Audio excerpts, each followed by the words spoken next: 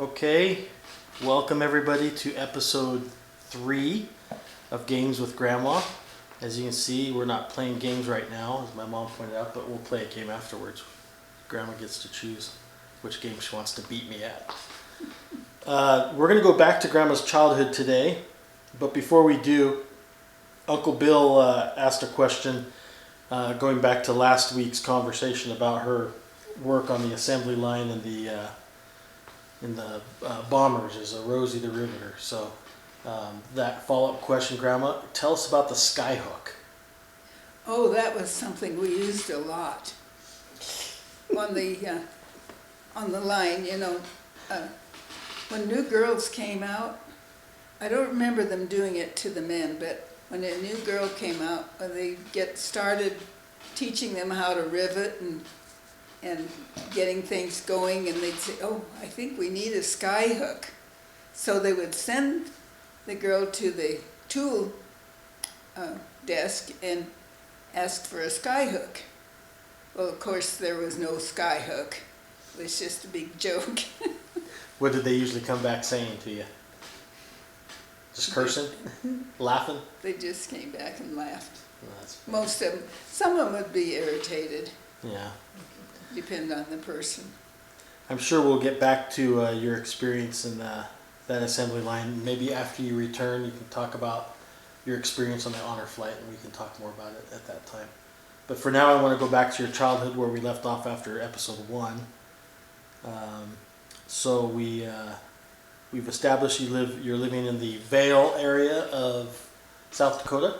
Vale. Vale. V-A-L-E. V-A-L-E, and surrounding communities. You moved every 2 years. But we always moved from one side of Vale to the other. Oh, so you never lived actually in Vale? You just one side one side of the city of Vale? Vale was the township. Oh, okay. Okay.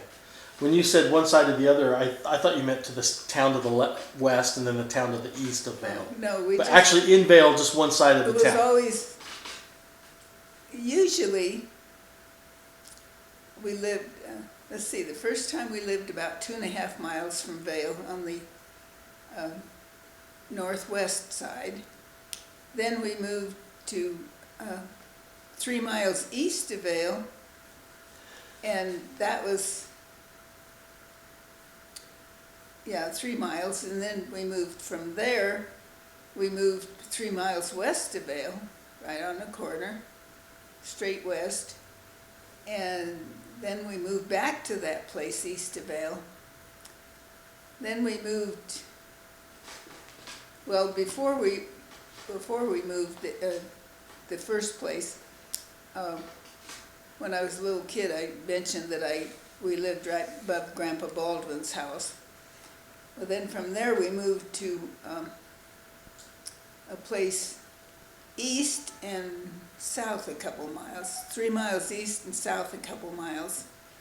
And we went to a country school there for the first year I was in school. Then we moved over to that place east of Vale, and then back 3 miles west of Vale, then back 3 miles east. Then we moved about 1.5 miles east of Vale. Then we moved 1 mile west and 1 mile south. And then the folks moved to that house that they still lived in for a long time. They bought that place. But the other times we were just leasing. Leasing the land to farm. Mm-hmm. Huh. And it usually came with a house. What would the population be at that time of Vale, that area? I don't think it's ever been over about 250. So that's kind of crazy that you would. So when you said either side of Vale, I'm imagining a main street, and that's about it, and you're moving from the left side of the street to the right side of the street. But it's actually farmland, so it's more spread out. Yeah, it's farmland. Very good. Or were there any notable people from your hometown? Anyone famous? No, I don't think Other so. than you? I don't think no one that ever became famous that I know of. Okay. There were a lot of nice people. Here's a question that was asked when we were putting these together. I think this was asked by Aunt Susan, or probably by my mom, but tell us a story, if you can, that you remember your mother or your father telling you when you were a child. That's kind of a hard one. That's probably one that maybe you need some time to think about. I might have to. Okay, we'll come back I to that. if I we think of can't, something. Did they ever tell bedtime stories? I don't remember bedtime stories. It's About 8 their o'clock, go to bed. childhood? Anything about their childhood that they told you? Well, I know quite a bit about my mother's childhood. Dad's childhood was kind of he never spoke much about it until he got to be, 15, 16. So I don't know much about him. But Mom had, her mother and father got a divorce because of abuse. Mm. And one of the things I remember Mom telling about was they had a barber shop, and Grandma helped him with the barbering, and they had just this one building, this one big room, and they had a curtain between the barber shop and the bedroom, or where they mostly lived. And the kids had to stay on the bed, and my mother was the oldest, so she had to make sure they stayed on the bed. And How many kids? she had 3 little brothers. And so she didn't ever tell me that she got punished, but her brother did. Her brother said that her father beat her up, and she had black and blue marks all over her because of that. Mhm. But Mom denied it, so it's like a child that's abused sometimes denies those things. Mm. So, Where did your mom and your dad come from? Where did they hail from? Mom was born in Alpena, South Dakota, which is eastern part of South Dakota. But then when they lived, when they were in the barber shop, they lived in Sioux City, Iowa. And then Grandma left him, and they moved back to South Dakota. And so they always lived there. And Dad was born in that same area, Wessington Springs. Wessington Springs, South Dakota. And so they always lived around there. Okay. What kind of chores? I know you talked about a few of the things in our previous sessions, but what kind of chores did you do as a child as your daily chores? And did you receive an allowance? And if so, how much? We never knew what an allowance was until my kids started asking for an allowance. Probably the oldest daughter, huh? No, I don't think so. It was just that other kids were getting an allowance, and I heard about it that way. But my kids didn't usually get much of an allowance that I remember. What about you, your chores as a kid? My chores? What was like a typical daily regiment for you as far as things you had to do? Had to get up and help Mom with breakfast and set the table and do the dishes. And sometimes we had to milk a cow and feed the chickens and then get ready for school and catch the school bus. And we came home from school, we had chores to do too. We had to separate the milk in one of those cream separators and wash the dishes and wash the separator, and that was the worst job I ever had, was washing that separator, because it had a big, they had discs inside this one part, and it had a big, like a safety pin where the discs hung on. And washed that in soap and water, and it was just terrible. It was like snot. I remember you saying that before. Ugh. So I hated that job, and then we had to do the dishes and do our homework. What time did you go to bed at night usually? Do you remember? I think we were probably in bed by 8:30 or 9. What time did you wake up in the morning? Probably about 6 About 6.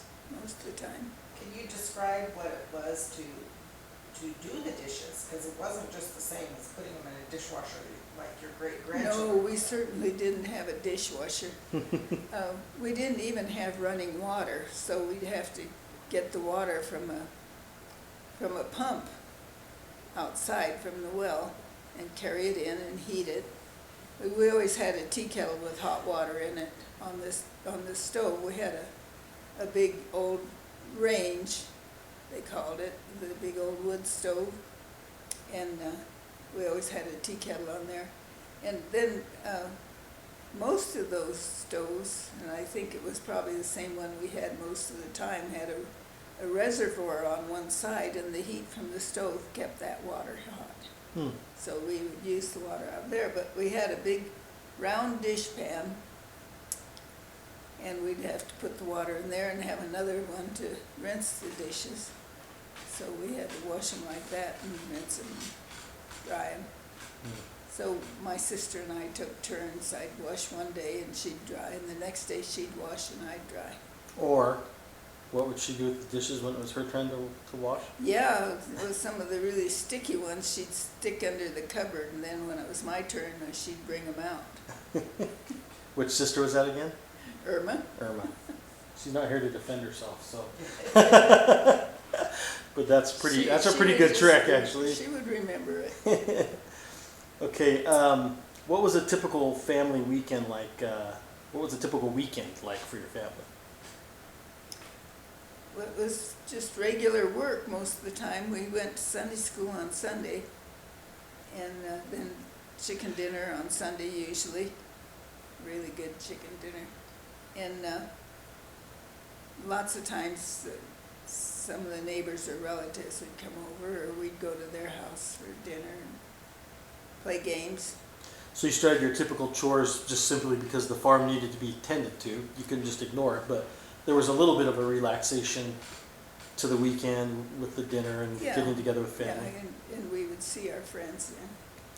What church did you go to when you were a child? It was a community church in town.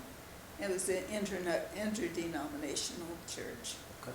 And we just went to Sunday school. We didn't usually go to church, except that we had an evangelist came, and they had a tent, and we went to that church for a few times for church, for the big meetings. And this one little guy he was about 4'8", but he was a mighty preacher.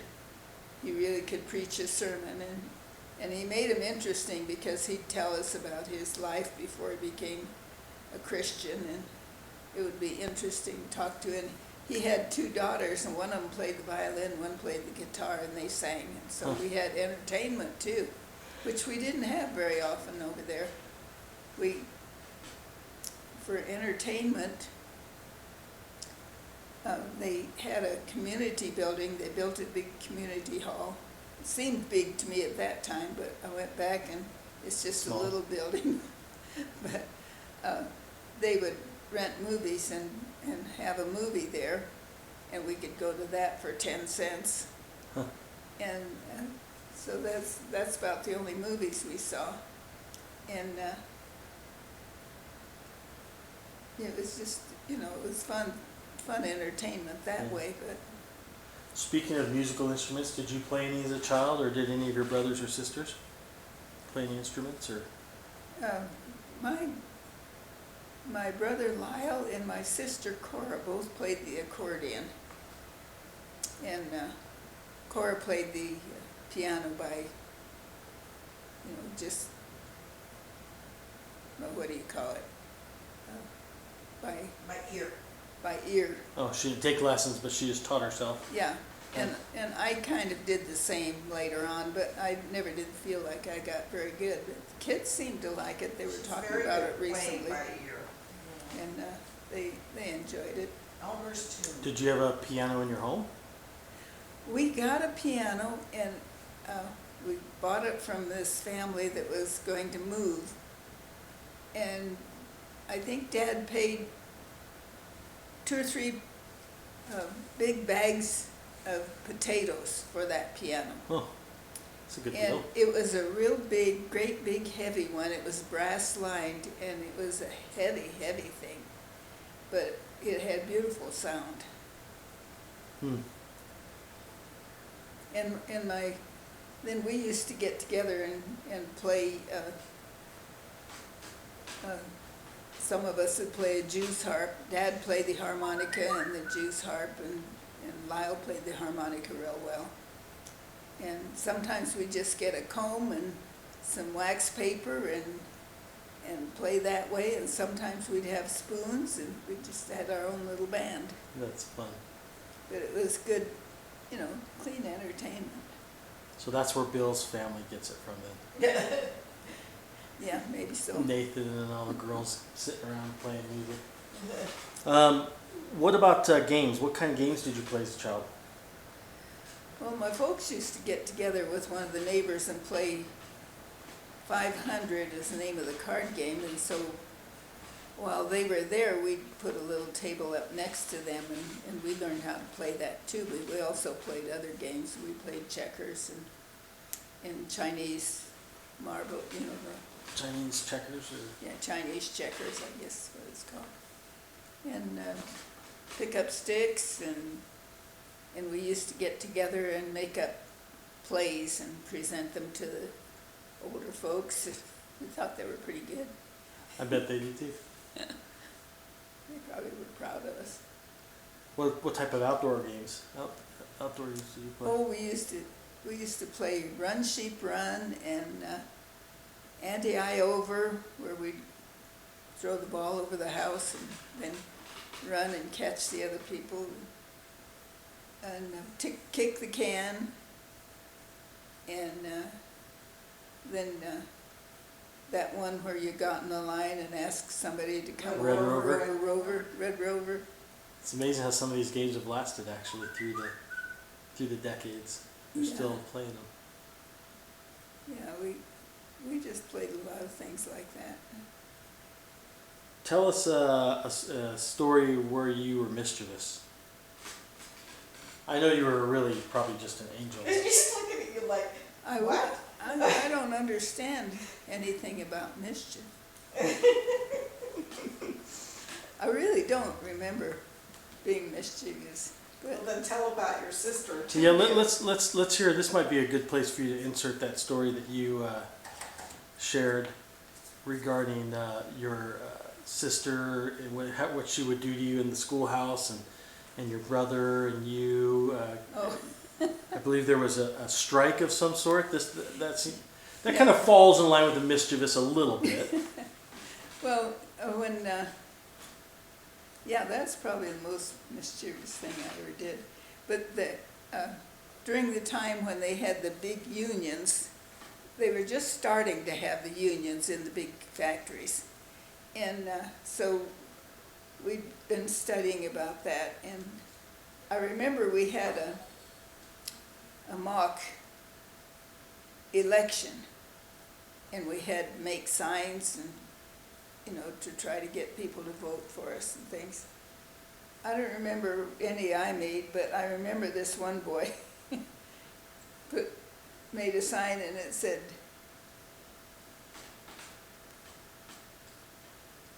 "Ladies and gentlemen, horses and mules, who votes for," I can't remember the guy's name that was running at that time, "are great big fools." The first smear campaign. Yeah, but we, all through school, we had 2 grades in each room through elementary school. And then in high school, of course, we were all in the same common room. But Irma was in class below me, and Lyle was in the class above me. And they both were kind of mischievous, and I was more really quiet and timid. And so I just was embarrassed a lot of times because they would act up, and I'd feel kind of embarrassed for them. But I remember Irma one time, she did something, and the teacher sent her out in the hall closet because we came in the foyer, and they could go into the coat closet where we all left our big heavy coats, and then there was a door from there into the classroom, and then there was a door from the foyer into the classroom. So she'd send Irma out, and Irma would go over to the other door and make fun, you know, make faces and do funny things and just kind of making fun of the teacher, really. And the kids would all laugh, so the teacher would go over to that door, and when she did, Irma would run to the other door and do the same thing. That sounds like a story right out of Little Rascals. She was kind of a rascal. And Lyle was pretty good at the same kind of things, but it was either one or the other of them in my class every year I went through elementary school. You either shared a class with one, or then the following year maybe the other. So, So tell us about the strike. There was a teacher you didn't like. yeah, when I was in 7th grade, my brother was in 8th grade. And we had this teacher, and we thought she was really old. I think she was probably about 40, but we thought she was 50 or 60. And on our first, we had a test every 6 weeks, you know, and then like one at the end of the semester. And so at the first 6 weeks test, she gave us a bunch of questions in arithmetic that we didn't know. We had never been taught. At that time, I think it seems to me like it was multiplication and division of fractions, which we hadn't even touched. And she looked in this teacher's manual to see what she was supposed to be teaching us, and that was the test. There was tests already written out, and so she gave it to us. And we all either failed it or got D's, except one boy, he got a C. And he was the kid that usually had straight A's. Mm-hmm. So we all got together and decided to go on a strike for a new teacher. So we all went to school that morning, and then we met in the ballpark behind the school. And between the school and the ballpark was a row of Russian olive trees, so you couldn't really see too much in the ballpark from the schoolhouse. But we all met back there and went down through the fences and down to the river and spent the afternoon just playing around the river. And then some the whole of class was gone. yeah, almost everybody. I remember this one girl didn't go, and she got a whipping because she didn't have the nerve to go. Oh, She was a big fat girl, and she didn't go with us. She didn't think she should. And I think there was one other girl that maybe didn't go. I'm not sure about Patty, whether she went or not. I can't remember. but most of you ditched the day and were Yeah, at most of us the just river. took off. And that was on a Friday. And some of them even went back and went home on the school bus. But we were close enough that I think, you know, we were just a couple miles away from home, so we all walked. My girlfriend and Lyle and I all walked home together. And Irma had skipped school not too long before that and got punished. So she was so anxious to get home and tell the folks what we had done, because she wanted us to have the same treatment. And her girlfriend did the same with the girl that was with us, who was her sister. And we didn't get punished at all, but she did. And then the next Monday when we went to school, we got on the bus and they were all talking, all the high school kids were talking. They said, yeah, they decided that they would have a court in front of the high school, and so that we could decide whether to send you to juvenile, to the reform school or not. So anyway, they had us kind of scared, but the only thing that happened is the superintendent had us all come in his office, and we had to really crowd in there because it was small. But he wanted to know what had gone on, and we told him that we didn't think it was fair, and that we all got bad grades. And he looked at Harry and he said, well, you got a C. And he said, yes, but I should have had an A. And so, anyway, the only thing they did with us is make us come in at 12:30 for lunch. We usually got an hour for lunch. So we had to come in at 12:30 for lunch, and we didn't get recesses for a whole month. Hmm. And it just happened to be a really cold month, so it wasn't bad at all. That's funny. So Well- tell about Well, Irma. we don't have much time, Okay. actually. We're gonna have to hold that thought. I don't know if you guys feel the same way watching this as I do, but it's hard to believe 27 minutes have already flown by. And so time does go by pretty quickly here on these recordings. So I'm trying to keep them under 30 minutes, just so break it up. But we've got several more weeks of these. So thank you, Grandma. And again, if you have any questions, please message them to me on Facebook or send me an email at mark@howinsurance.org, or you can send me a text at 801-358-6359.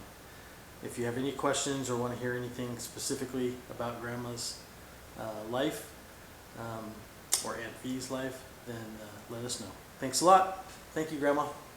Have you gotten many questions? A few from Cammie. We got a question from Cammie, and we got a question from Uncle Bill so far. So I see that I That's can not tell that very people are much. watching them. Yeah. But I did gather a lot of questions before we even, like I have a whole list of questions that people submitted beforehand too. Oh. So the questions, might be for those cousins that weren't included in the initial email. Because mostly the questions that I gathered were from your kids and from your grandkids. And by your grandkids, I mean me and Anna. Maybe You Philip. and Anna? Me and Anna and Philip, I think, submitted questions.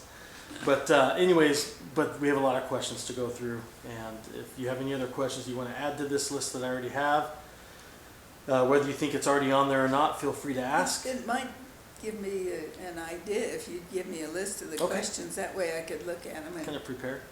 Because Think about that sometimes it's story hard when- to remember Yeah, for sure. I'll send those right to you. away. But what do you want to play? What cards? What card game? Well, Leslie doesn't know how to play cribbage, so we better play Crazy Rummy or something. All right. Grandma's going to beat us in Crazy Rummy now. Until next week, thanks for watching.